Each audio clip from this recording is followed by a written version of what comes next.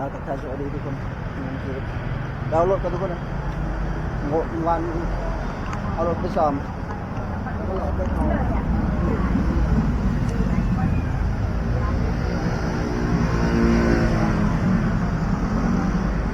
รถก็เลยติดๆดับๆก็แล้วไปเช็คเบิ่งเป็นยัง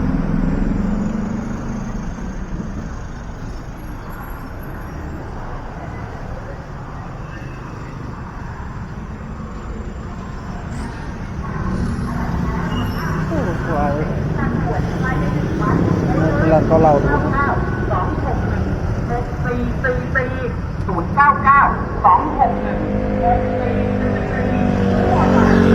เวลาทุเรียนดูนะขายทุเรียน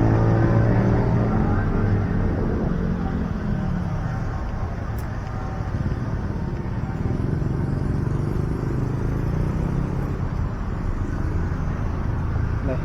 น่าจะแล้วเลยรถกันเลยไปซ่อมร้านเก่าเลยทุกคนนะ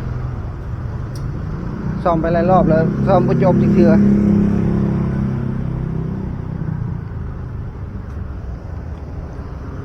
ข้ามถนนกันทุกคนนะรถมันลาย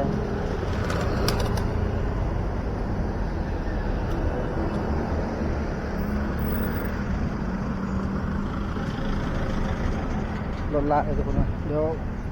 เนี่ยริมบุญบาทนี่ดีกว่า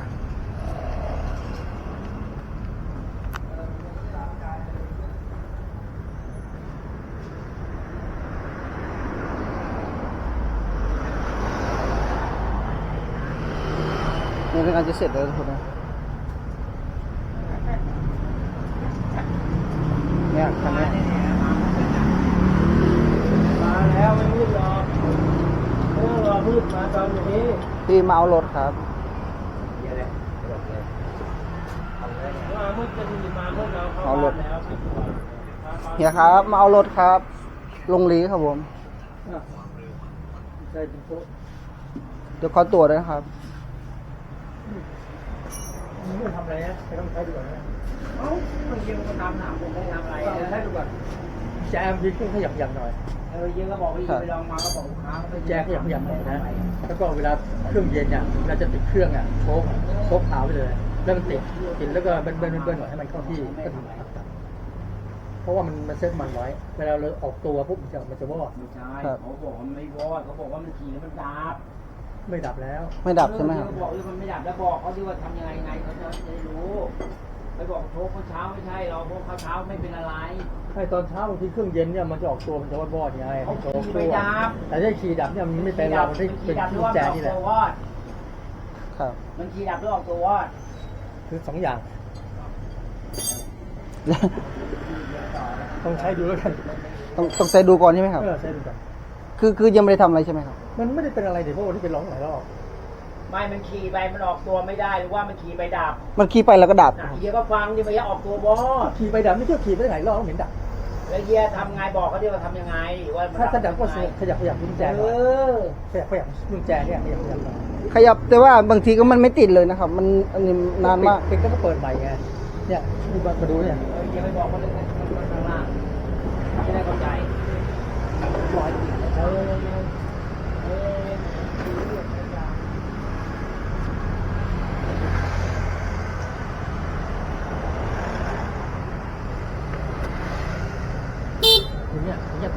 นี่แบบนี้มันติด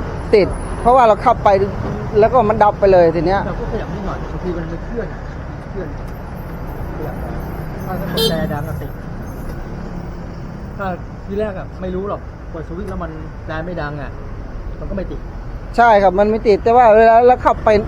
เราวนไปแบบนานๆก็บางทีก็ดับไปเลยติดแล้วเปิดใหม่ไงมันติดยากครับไม่ยากครับขี่ไปไกลไหมมันจะดับ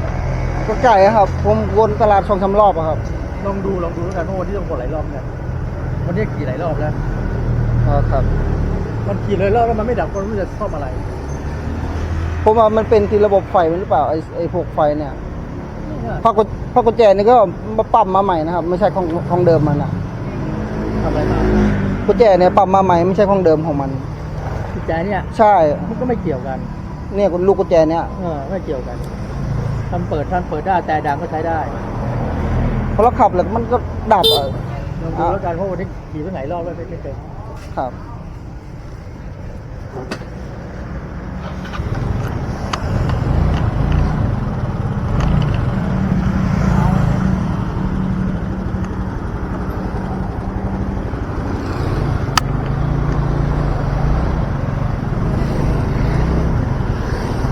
เรากลับกันทุกคนนะ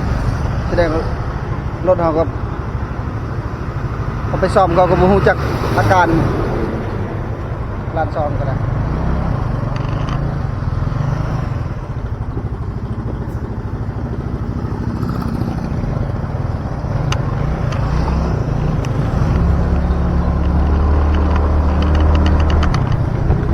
ติดดับๆรถก็ได้พอไปซ่อมก็บ่ฮู้จักอาการ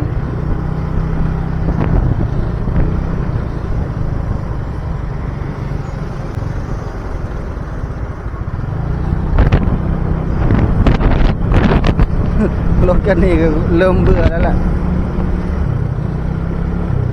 นั่นไงดับแล้วดับแล้วเห็นไหม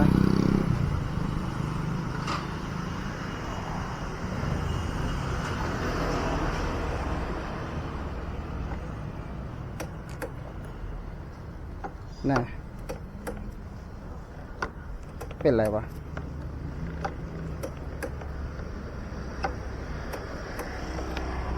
นี่ทุกคนนะติดแล้วก็ดับโอ้นั่นไงดับอีกแล้ว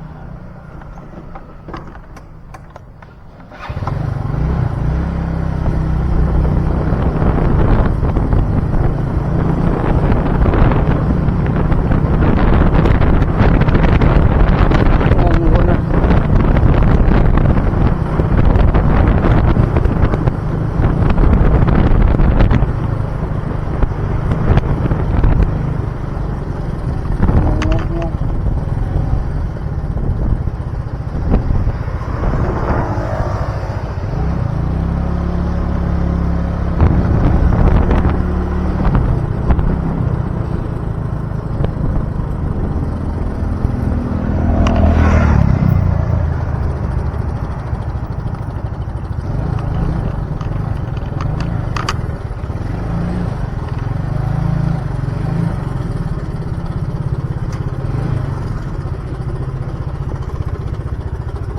สรุปบริเห็นยังรถเนี่ย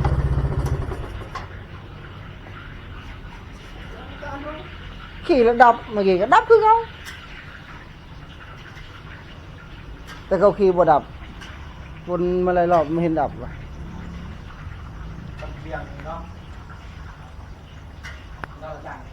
เอาทุกคนนะเอาน้องคนไปซื้อโทรศัพท์กันนี่เ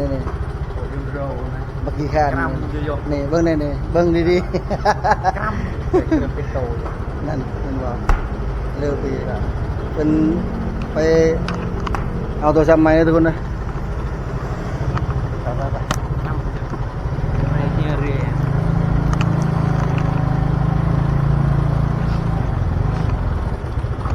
รถติดๆดับตรงนั้นผมกักครั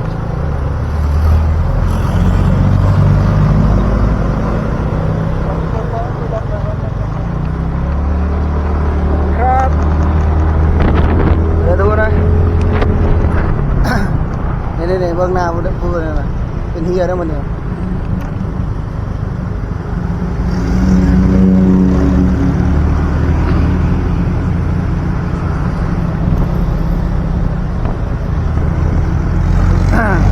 เอาไปขึ้นห้างกันทุกคนนะเอา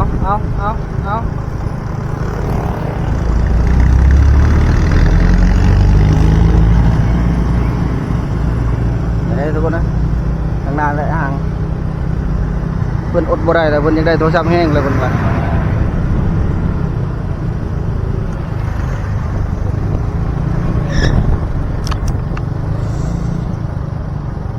ทุกคนตอนนี้ได้วันนี่แล้ว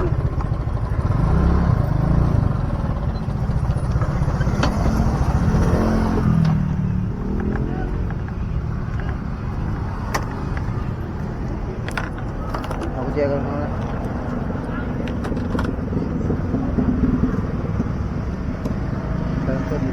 แล้วได้ขึ้นก่อนแล้วสงสัยเพิ่นจะได้แห้งนะก็ขึ้นก่อน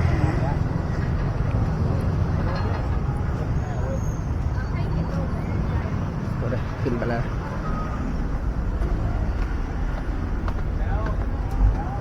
ไปหาเซ็นเจจอยก็ขอบคุณครับนี่ผู้สาวไปซื้อร้านนี้บ่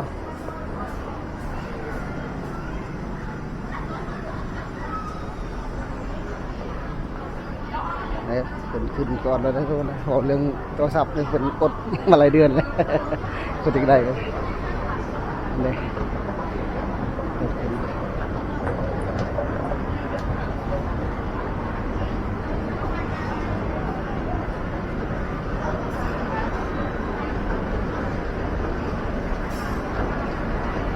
นี่คือชั้น2นะทุกคนนะ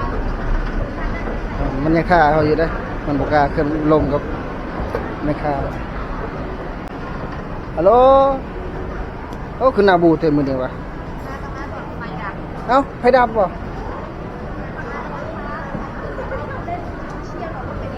โอ้ปะนี่เดี๋ยวทุกคนนะปิดไฟเราได้ยันเข้ามาซื้อยันเข้ามาเซ็นมึงได้ป่ะ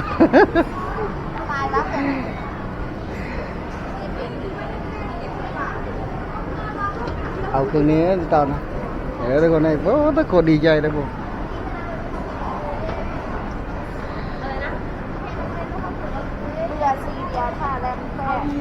นี่สีงามเลยนี่ตัวนี้นี่ตัวคนนู้นนี่ แรม6ตัว5,900ล่ะเรือสีดำ สีงามเลย เรือดำบ้าน นี่คือบอกไว้ก่อนนะทุกคนนะคือบริมาซื้อเลยคือมาเส้น มาเส้นเพิ่น ลายมืองามก็เป็นอย่างน้อยแต่ก็จะมีอัปโป้พวกแรม8เนาะ นั่นเด้อ Apple เล่น8เพิ่นจะได้แบบรุ่นเก่าได้บ่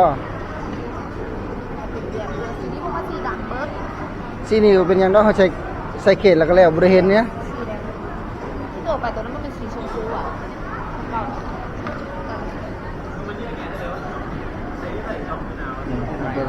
อ้าวของเจ้าของมาถามเฮาเนาะ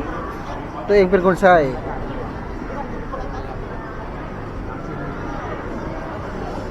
พวกง่ายอย่างเป็นบะหมี่ด้วยต้องสมัครใหม่บหรือว่าที่ใช้ไม่เบา สีใหญ่ของเก่าบ่ เป็นของเก่า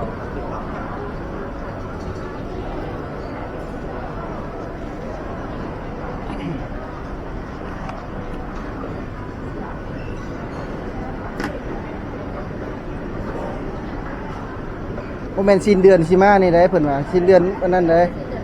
สีเดือนหน้า แม่น สีเดือนแปด เพิ่นสิ้นแล้วเด้อเดือนนี้เพิ่นสิ้นมาแล้วเดือนนี้นะแต่ ตอนนี้เบิกมาแล้วเห็นบอก เรื่องเงิน3ใบเท่า เบิกมาแล้วเรียบร้อยซื้อกับสิ้นเดือน กดบ่ได้แล้วมาเคาะห้องอยู่คู่มืออยู่โทรหาเอ้ยจ้อยให้เฮาแน่นะอ้ายนะเฮาอยากได้โทรศัพท์เลย โอ้ยกับมาเองด้วย ขอเซ็นนำเราสิให้บ่วะว่าก็ต้องถามกันแล้วเนาะเอาวะวันนี้ทุกคนเลยนี่ร้านหนึงบริการดีๆเงิน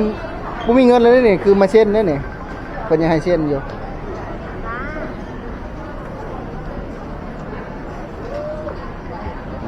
หลากหลายทุกคนหลายล่ะ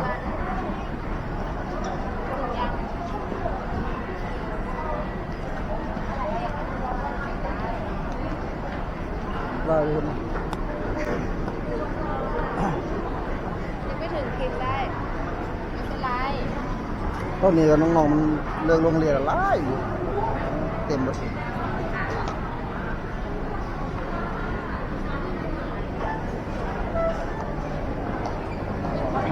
เดี๋ยวรอให้มันลงกันทุกคนเลยพอจะได้ตัวนี้เล่นนี่ จะลงไง ให้มันอันนั้นก่อนให้มันลงจนเงินเขาพอไปแล้วจังค่อยซื้อนะ อันนี้เงินเขายังบ่พออยู่ทุกคนนะแพงเลยนี่ เรียกเห็นเขาปั่นไฟอะโดนโทรศัพท์เลยก็ได้ โอ้ทะนุถนอมเลยเด้อเพื่อเจนั่นได้นะเพื่อจะรับใช้ได้ก็อยู่ต้องทำใจแล้วนี่ทุกคนไอ้ยังก็นี่ก็ทับเล็บป่ะทับเล็บ ถึงใช่ไหมถึงอย่าง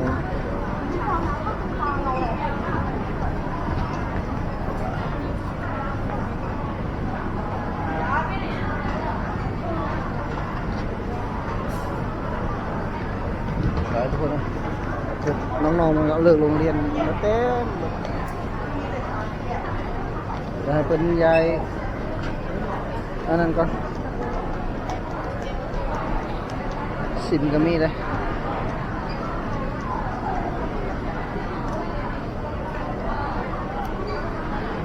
เขาจะได้การ์ดเลยนะทุกคนจะได้การ์ดยังก็เอามาใส่กล่องนะทุกคนแมมเบอรี่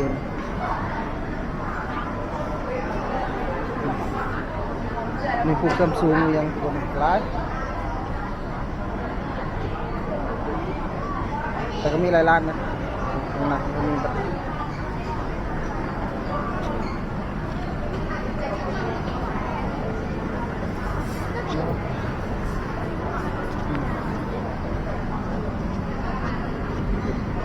ไอโฟน17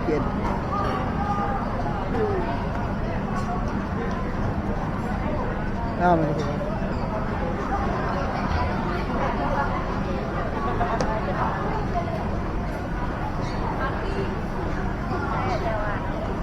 นี่คือเครื่องเก่า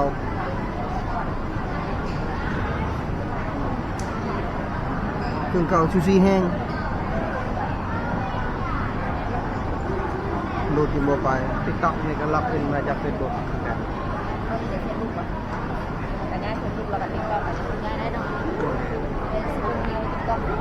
ในค่าก็ดีทุกคนนะมันเอาให้เส้นเห็นนะโรยง่ายซะอันนี้คือร้านประจำเขาเมียป้าบอกเลยมาป้าเมียเอาว่าบุญเดียวรอให้กล้องบดอะไรมาดูในบ้านน้องคุณหมา ฮะ อันนี้คือโซดเลย ตาคนไปซื้อโทรศัพท์เลยทุกคนนะกูมีเงินก็จะได้โทรศัพท์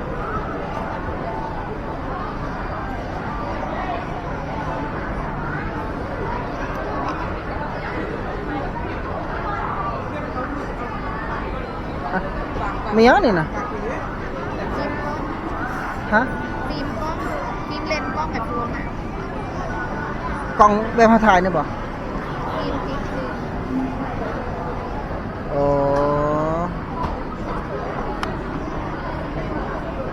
ติดกล่องทุกคนนะติดให้มันงามฮะนะโน่นนะผมร้อยเลยเด้อ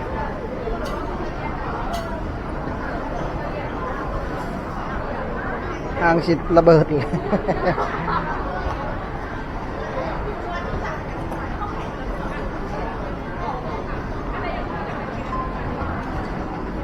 มีแต่งามๆทุกคนรุ่นเก่าก็มีได้เนี่ย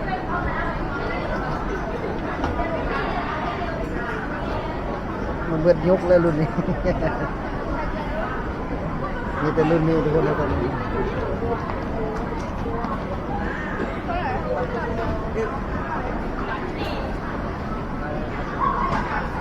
มันกำลังใหญ่ อันนี้ให้อยู่ใหญ่จากเครื่องเก่าไปเครื่องใหม่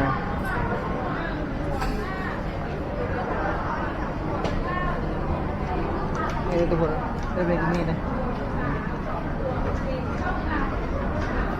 โอนนี่ออกมาใหม่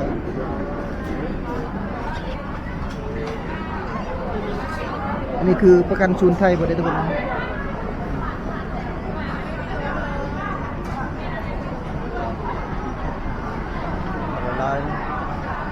มาเลือกเอาเด้อผู้ใดอยากได้ก็ได้ มีกับข้าวกับน้ำทุกคนนะเข็นมาเก็บ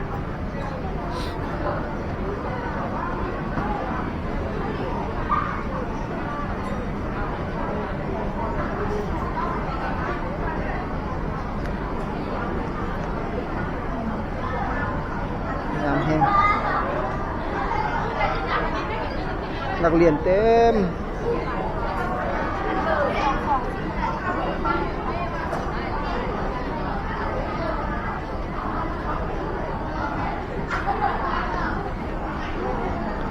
หลายทุกคนนะมีใส่หัวหัวฟันแบบนี้ด้วย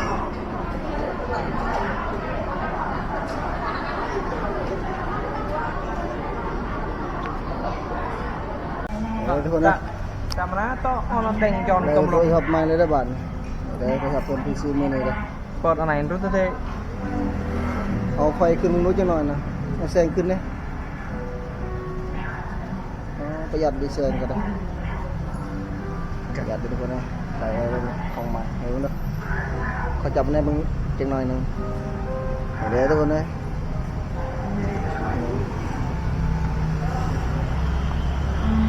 เอาคักเดี๋ยวพาไปซื้อมื้อนี้บริเลียงยังนะน้ำขวดหนึ่งก็บริเลียงก็ชอบบักกันนี่บางนี่บักขี้ตึก ดีใจบ่ จำนะ ฮะเห็นยัง นี่เวลาเราเช็ดเดอยันแต่งจอนทำไมเจริญเจริญอะไร จะนำมันกระเด้งยังงงอยู่กับตัวทับใหม่นะทุกคนนะ เต้นเฟรมกันมากยังเจาะความมือที่ตะหม อย่าไปไกลกล้องก็ไล่จอนหน่อยจะไล่กล้องก็จะเข้าจอนหน่อย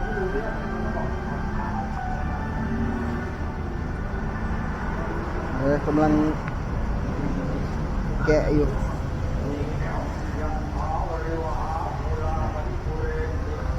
ราคาครับบุฟเฟ่ต์นี่ทุกคนนะ7,000พอดี7,000 บาท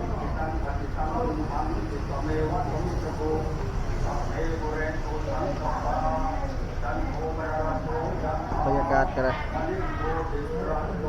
เก็บเงินนะเว้ยเก็บเงินโตนะ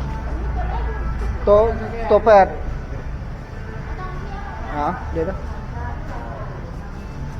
เรียกตัวแกเก็บเงินกันถกแกครับเก็บตังค์นะครับฮัลโหลเก็บเงิน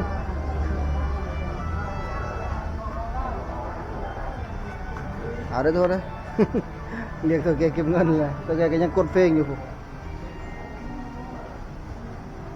คนเดียวเนาะมันก็ยากนั่นแหละออกมาแล้วตัว8ครับ